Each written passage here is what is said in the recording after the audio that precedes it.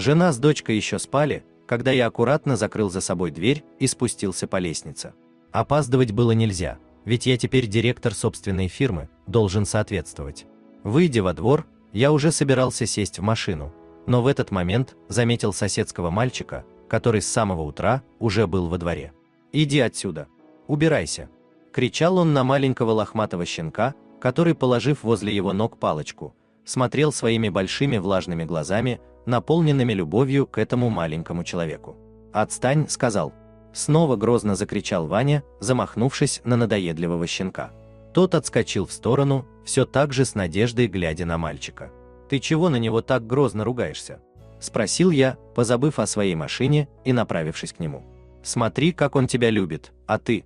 Я сел на лавочку рядом с мальчиком. «А чего он?» «Надув губы», – ответил Ваня. «Не нужен он мне, дворняжка несчастная. Мне родители на день рождения породистого купят, не то что этот». Щенок, как будто поняв, что человек им недоволен, заворчал и лег, вытянув лапы вперед и положив на них свою мордочку. «Породистого, говоришь?» Я горько ухмыльнулся, вспомнив себя в детстве. «Породистые – это хорошо. Да только уверен ли ты, что он тебя так же любить будет? Смотри, вон дождик на него капает, а он лежит и ждет, когда ты на него сердиться перестанешь». Мальчишка нахмурился, не находя что ответить, а потом, немного подумав, добавил: «Пацаны говорят, что он беспородный, с такими только неудачники ходят. Знаешь, а ведь я в детстве так же, как ты думал». По расширенным от удивления глазам я понял, что мой ответ заинтересовал мальчика. «Мы тогда в деревне жили. Знаешь, там много всякой живности. И вот однажды ко мне такой же щенок прибился. Выбрал меня хозяином, вот прям как он тебя сейчас». Кивком головы я указал на щенка, лежащего под мелким дождиком и послушно ожидающего своей участи. «И знаешь что?» «Что?» – нетерпеливо спросил Ваня. «А я его предал». «Как?» Лицо мальчишки вытянулось от удивления. «А вот так. До сих пор себе этого простить не могу», – признался я мальчику. Как сейчас помню, мы с ним целыми днями напролет играли. И умный он такой был, все команды осваивал. Мальчишки мне даже завидовали одно время, но потом. «Ну что?» – подгонял меня Ваня своими вопросами, усевшись рядом на лавочку.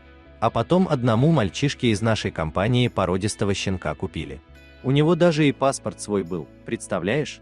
Ваня, глядя прямо мне в лицо, соглашаясь, кивнул головой. Так вот, все сразу за ним бегать стали, нахваливать, завидовать, а на моего щенка больше никто и внимания не обращал, какие бы он команды не выполнял. И даже посмеиваться начали.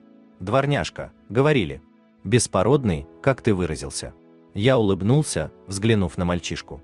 Он уже ничего не возражал и не спрашивал, а молча слушал мой рассказ и думал о чем-то своем.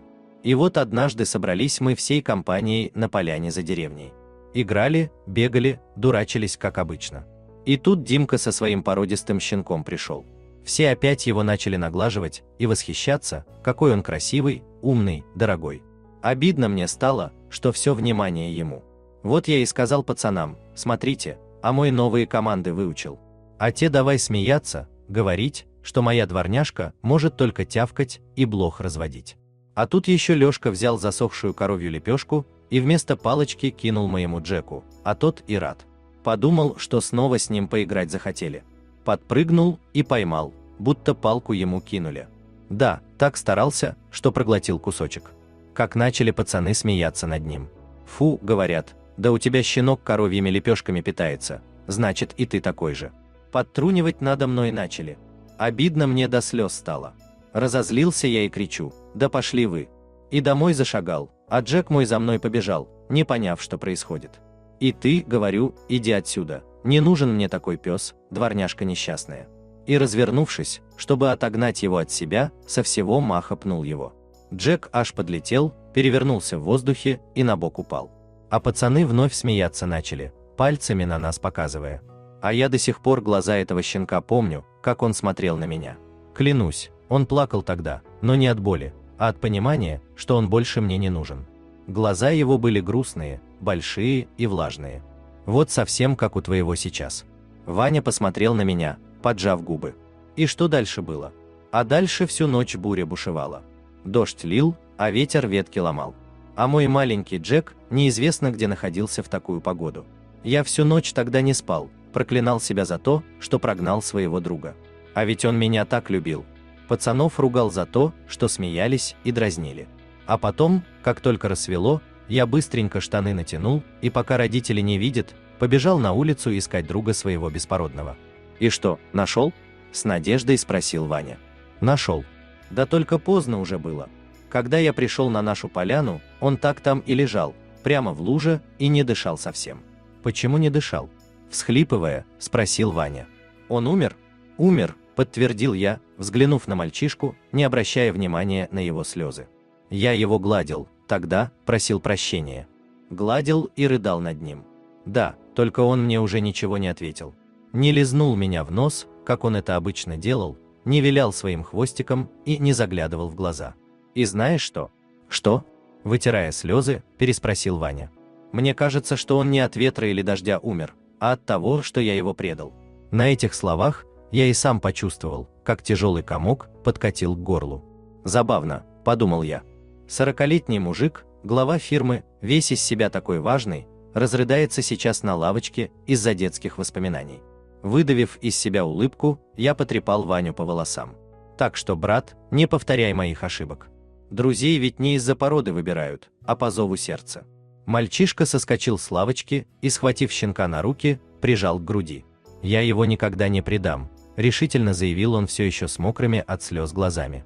«Он моим лучшим другом будет», – сообщил он и отправился в свой подъезд. А я улыбнулся. «Хороший пацан», – подумал я. Не зря я на него время потратил. Взглянул на часы. Уже почти 9, опоздал. Хороший же я пример подаю своим сотрудникам, но это того стоило. Ведь есть в нашей жизни вещи куда важнее карьеры и бизнеса. Дорогие зрители, если вам понравилась эта история, обязательно поставьте палец вверх и поделитесь этим рассказом со своими друзьями.